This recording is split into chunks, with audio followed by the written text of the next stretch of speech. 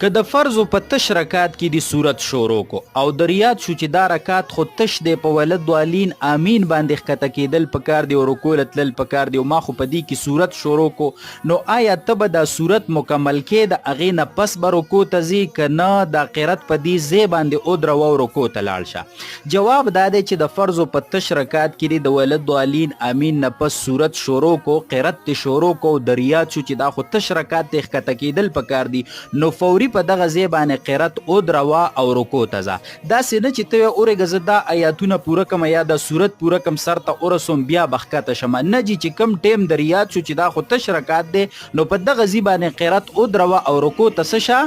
لاړ شه چې په دې مسله تاسو پوهې. بله مسله دا وکړه چې چا د فرض تش رکات په غلطۍ کې ډک وکړو که نه نو دا یاد ساته چې په دې باندې سجده سهوه نشته دی. که ډک رکات ترې نه تش شو ډک رکات لکه د فرض لومبني 2 رکاتونه